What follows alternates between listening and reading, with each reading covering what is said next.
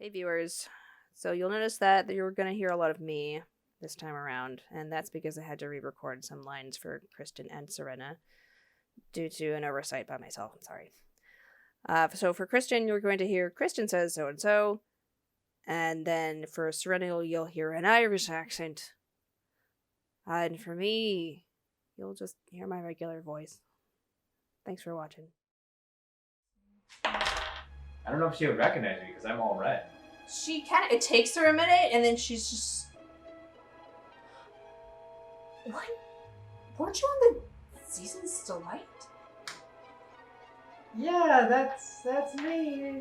And then, I'm usually green. Now I'm a tree. Right. Ciara has this shifty look.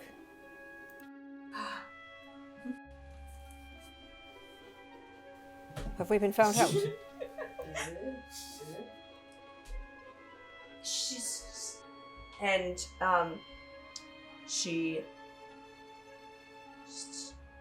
kind of like ushers. She's like, come on.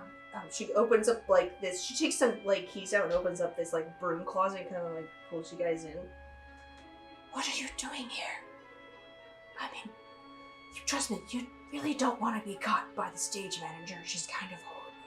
Well, we're kind of on a mission. Yeah, we Okay. we actually need your scarf. I don't have a scarf.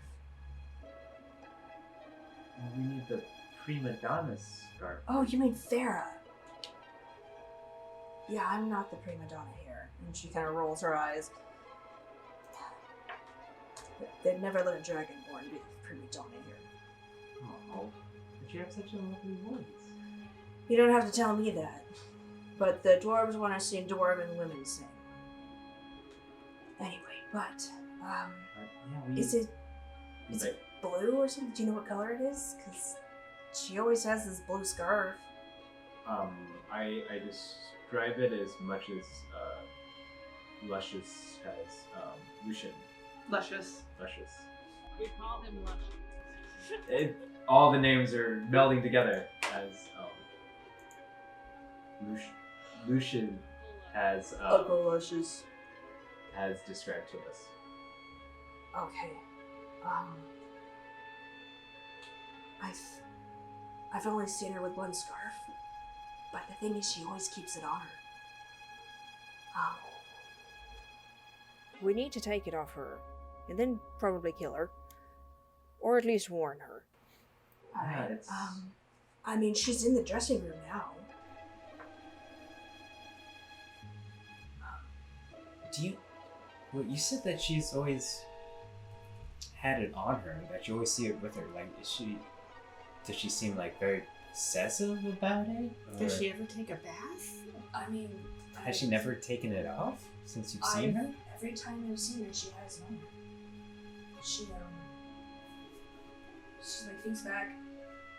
Yeah, she's pretty protective of it. It's like a good luck charm for her or something like that. Has she been acting weird at all, or? So it's just kind of like,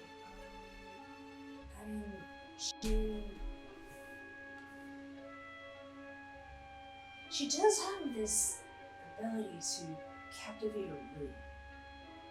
It's a little uncanny. Isn't that what all performers do? I mean, trust me, I know the difference between enthralling a crowd and... making the crowd your thrall? Enthralling it. Making a crowd your thrall. That's really good. It's like there's something else to her. It's maybe I'm just overthinking it, but you guys should hurry because she has a big number coming up and she's going to be on stage. Okay. And she'll go on stage with the scarf.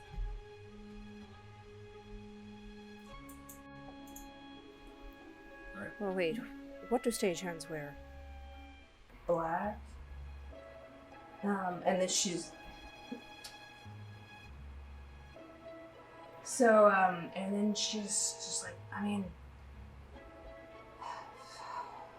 Weirtan's here too. He's a stagehand. Try to. She kind of like opens the door and looks at. My scene's gonna come on soon. And then she's I'll tell Weirtan you're here. Hopefully he'll help cover for you too. And then you guys should definitely stay out of sight. And then she slips out the door. Right, and like as she's walking away, I'm just like, thank you. She kind of gives you this knowing glance and then keeps walking. Alright, and then I Kristin grab every- asks, was it only Ellie and Ciara that were interacting with her? Yeah. Yeah, I she think, saw us. Like, we might have been able to hear, but we weren't interacting. Kristin asks, should one of us sneak down into the dressing room and just grab the scarf? Lucious I mean- already in trouble. We just blame it on him. It's a different trial, right? Yeah, I mean, yeah, you guys can.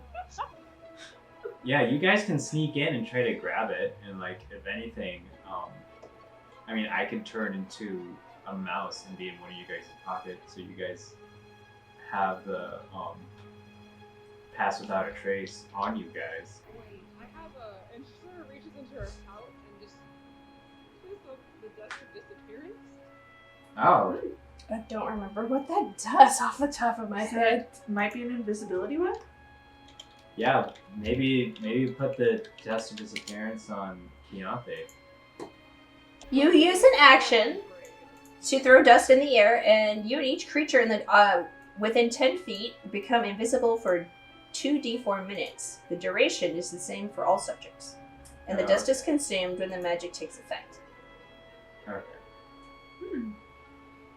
If the creature affected by the dust attacks or casts a spell, invisibility ends for the creature. Okay. So we can throw it on you right before you go into the room. Do we want to put it on Keontae so she's like the most Yeah. flexible one? Actually, I'm kind of flexible too, but Yeah. Keontae likes doing that. Christian says, if all else fails, I can jump on top of people and hop around. Yeah, you can parkour. Yeah, exactly. I can parkour my way out of there, you'll see. Like, yeah, just parkour like into the rafters or something. Yeah, I think let's do it. Let's do it. Christian says, let's do it. So should we just turn all of ourselves invisible just because we can? With the dust. Christian says, we could. yeah, we could do So that. it's one usage can get all of us, or one usage can get one person? Just like- Yeah, it's one usage for, it can get everyone within a 10-foot radius. Yeah. Okay, yeah, so, you guys meet up, and then, you hear just a bunch of footsteps coming as people are coming up from either side of the stairs. You see, down the hallway on the other side that there are actors in elaborate costumes coming out, and they're lining up along the sides of the stage. You guys, throw on your dust. So, Ciara, roll 2d4, and we'll have your minutes. Ciara says, I got a 4 and I got a 3. Okay. 7 minutes. So, 7 minutes, you guys have invisibility. And you see this, I think I made her like a dwarven woman. This dwarven woman with short, cropped, like slicked back brown hair, and she has this clipboard. She's just like, all right, guys, I was like, line up, we're gonna go on soon. Gotta make sure we don't make, I was like, this is Farrah's big scene. Sorry, this real quick here, but I like to think that when we do the dust thing, she like kind of panics when she sees people and just throws it at Keontae, like, pah, and then we all just cough. Yeah, you hear people coming.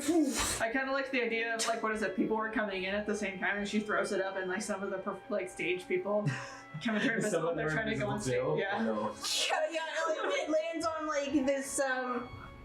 Like his arm. As it's settling, someone rushes by and she's new. She's like, oh wait, I came on this side. Thump, thump, thump. She doesn't even realize she's invisible.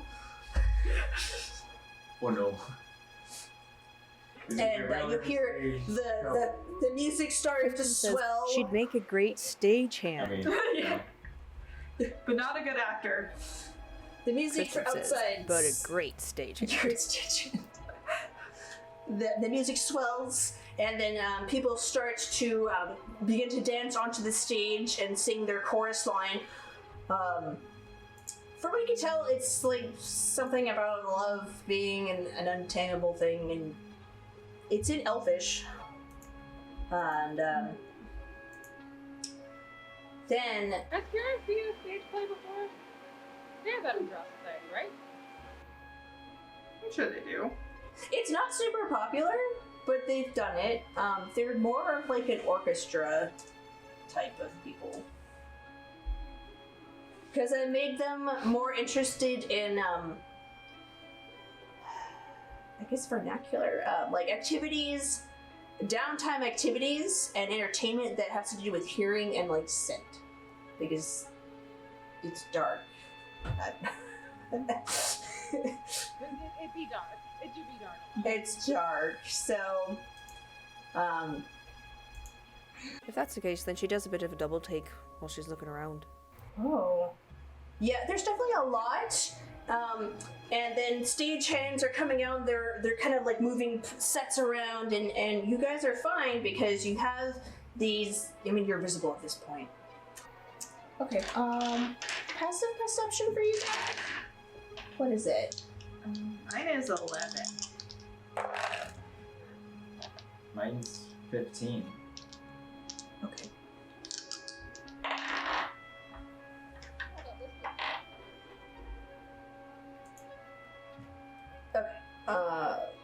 Ellie, you can see that there's this, there's someone like in the rafters.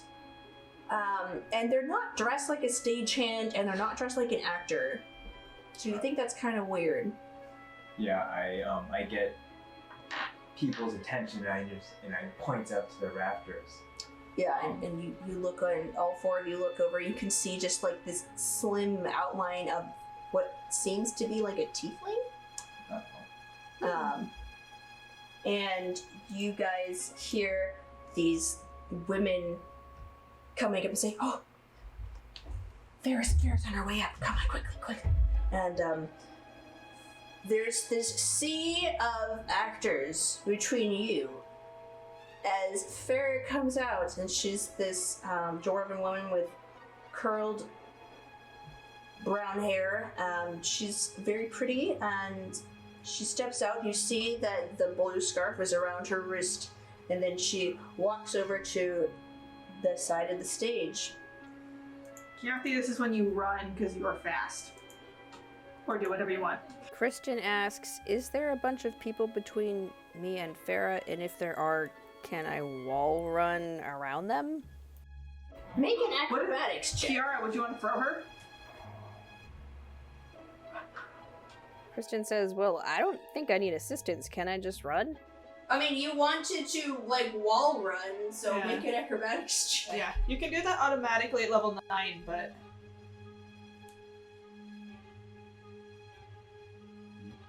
Kristin says, "Well, my acrobatics is 7, and I got a 16, so through the power of math, I got a number over 20.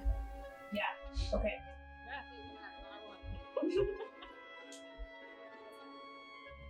You like kind of nimbly go and jump up and like run along this wall behind and get behind you get on the other side of the people and you're behind Ciara, and she's at the edge of the stage. Kristin says, "Okay." And I landed safely behind her. No noise or anything, right? I mean, people are kind of like busy. They're kind of in their own head because they're ready to go on. So, They're making yeah, there's a production going on. It's busy backstage. People are coming in and out. You can... Kristin asks, "Isn't Fast Without a Trace on?" It'll last for an hour. I mean, you guys are invisible, so, like, people can't see you. There's enough happening where they can't really hear you, but if you, like, accidentally perception is way low. run into someone... Yeah, if you run into someone, they're gonna feel it. Kristin says, "Okay, so Kathy has a little bit of a time frame to attempt to untie and remove the scarf." Yeah. Come on, you can do it. You had practice before. Slights. This one. Are you trying to procure the scarf? Kristin responds, "Well, I'm trying to untie it, and with the +10 and my +4 to stealth." I would say this is a sleight of hand check. Kristin says, "Oh, well, sleight of hand is the same." An 18. Does she get advantage because invisible or no? Okay. Kristin responds, "Oh, well, I thought my thing was stealth." Oh, it's not technically a stealth check, it's a sleight of hand check. Okay. Kristin says, "Oh, then it's just an 8. We'll say, like, you managed to, like, come up and, like, loosen it a little bit, and it's starting to slip off, and then she looks down and she's like, oh, she, like, takes it and, like, ties it back on, and then she goes onto the stage! Oh, no. You're still invisible. Alright, so this is gonna be a skill challenge. You use your skills to get across the stage and dodge obstacles, which are gonna be actors and actresses. Your goal is to keep, you guys look around and you see 3 more tieflings come out. Oh, no. And your goal is to keep Farah away, because you can see one is like in the catwalk, another one's coming up from behind some of these. Oh, here she is. She's like behind that stage. This is a staircase here, and then even like amongst the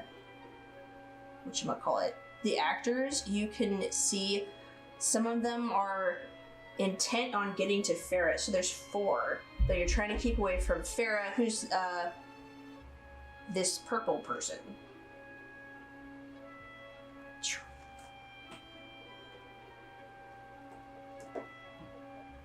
Yes. Your goal is... Yeah, she's up near the front and she's by a wash tub. You glance around, there's a ladder to your right that leads up to the back part of the sets. There's also a control box for the stage and a set of costumes to the back. The control box can... Let's see. There's a trapdoor right here. So there's a trapdoor over here, and then there's a platform that's outlined in purple that can... I believe that the purple one rotates, and then there's this big one right here that actually will raise. And there's also a hook dangling from probably like a previous set, and you can reasonably assume that it's used to like, it's a wire to like pull people up in the air for dramatic effect. So you guys can use those if you want to, but you do have to stay at the control box, which is just generally over here by where you guys are right now.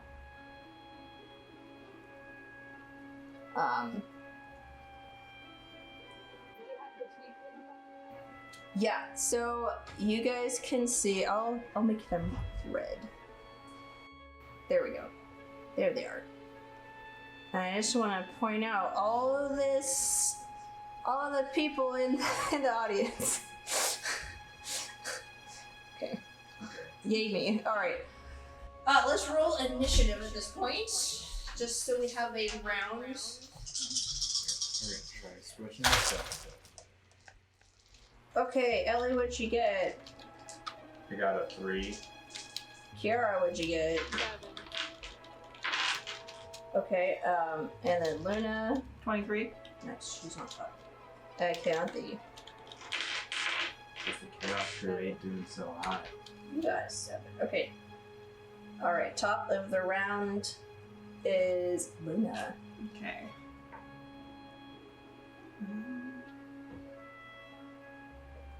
So we have to stop them? So your goal is to keep them away from her. So, and to get, you want to keep them away and get to her first so you can get the scarf. That's the whole, it's keep away.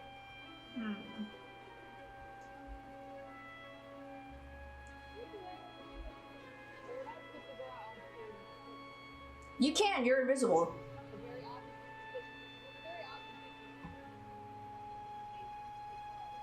Yeah.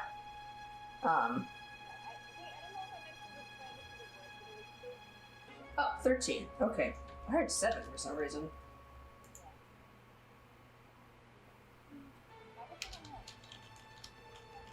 Mine was 7. Ah, okay. I'm doing better. 3. Yeah! Winning forever! Feeling a little cute right Success now. feels good. We feel great. Do you want to come back to you? I don't know, because it's like, I'm trying to figure out, like, okay, what can I do? Because it's like, there's already one, like, literally right next to her, so I would not be able to get to him before he got to her. Let me see. But also, it's like, she doesn't have spells, but even if she did, like, she would go uninvisible if she attacked or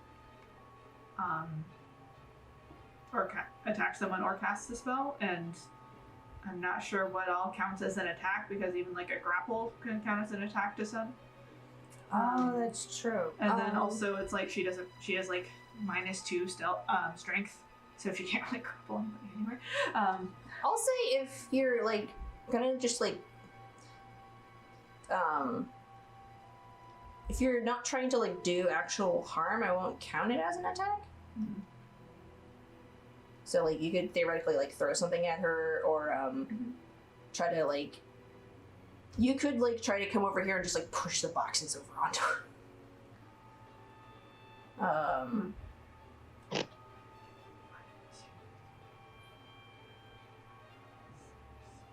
It's like I might barely be able to make that and still do that. Yeah, I know. You're all relatively like in this area, so I'll make it a little closer.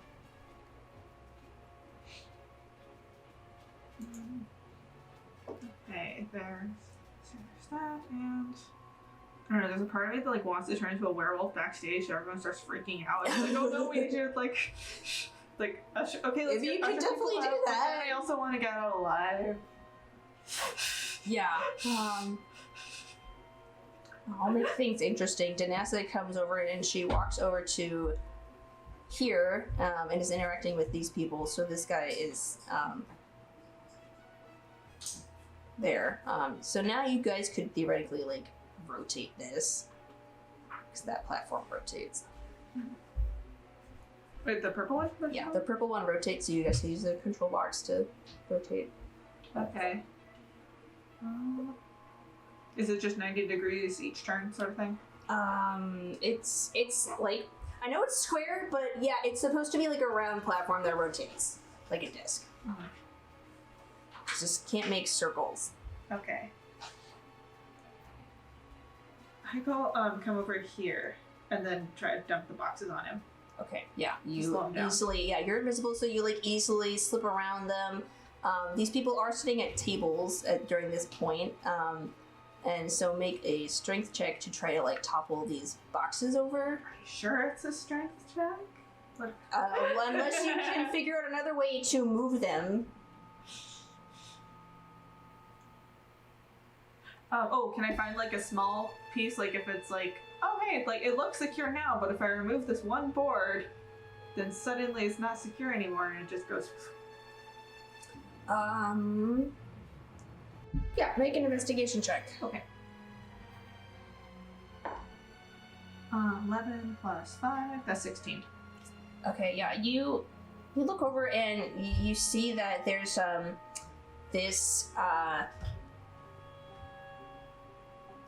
like, yeah, we'll say there's like a board that kind of like supports it, and if you just kind of you take this loose kind of wood and pry it between it, and then it just easily kind of like topples over, and there's this like loud noise as it falls onto him, and then the other actors are like, and you hear the audience go, oh, and then there's this kind of like brief pause, but Farrah keeps singing.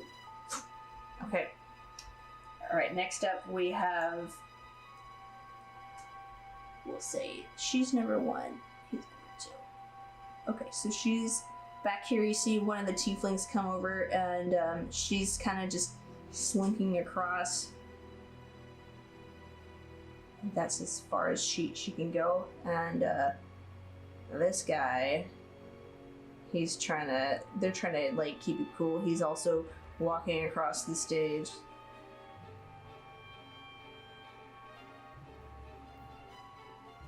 Okay, so the closest one, yeah, it would be the. Oh no, I moved her over here. Oh, this guy was over here. He's been knocked over. Okay, so there's one carrying a barrel, pretending to be like, delivering, pretending to be a peasant, and he is coming up behind Farah. He is what? Where's Farah? Over here. Farah's way up here. Christian says, then what I want to do either way, I want to cast a spell. I want to cast Hold Person on that guy over there. That will make you invisible, just so you know. Yeah, that will break invisibility. Christian says, oh, really? Okay, then I'm not going to do that. I'm going to run over there. How fast is your movement? Christian says, I have 50 feet of movement. Okay, so you can, if you use your movement, you're about 10 feet away from him. If you want to use a key point to dash to get all the way there, then like you could do something else directly to them. Christian says, yeah, I was thinking about that, but will my key points break the invisibility? No, I don't think so. Christian says, well, sweet, let's use a key point then. I'm getting the impression that it's like that actual violent contact with anything will shake the dust off. That's how it seems Yeah, to like me. I said, if you like It's just supposed to be the same as the invisibility spell, and that those are the conditions that break it. Yeah, I know. I'm just working with you guys. So if you attack him with like the intent to do harm, then that will break the invisibility. But if you try to gently hold him, then You could try to trip him. yeah, you can also try to trip Grab a him. sheet, turn him into a boo ghost, and then dance with him off the stage. Christian says, what if I try to get the barrel out of his hand so I can knock him off balance? Yeah, okay, yeah. That works. Make how are you trying to just wrestle it out of his hands? Are you trying to? Because how you're doing it depends on like what you're rolling. Kristen says, yeah, I'm trying to think of what a good roll to do would be. You do kind of like a sleight of hand. I'm gonna do sleight of hand at that point now. You could try to like pry his fingers off with a sleight of hand, I guess. That's how I would roll that. Kristen says, that's the best Okay, I've got. yeah. Kristen says, my hands versus your barrel. Ah, I got a good number. That's a dirty 20. Okay, yeah. So you just sort of like, just sort of like gently pry off his hand, and he kind of like flinches, and then because he feels that something touching him, and he doesn't know that it's there, and then he kind of like fumbles to like catch the barrel, and then the barrel. Let's see if he catches it. He catches the barrel. Oh, yeah, he manages to catch the barrel. But then, like, the other actors around him are, like, giving him this stink eye, so he kind of, like, backs up. He's like, okay.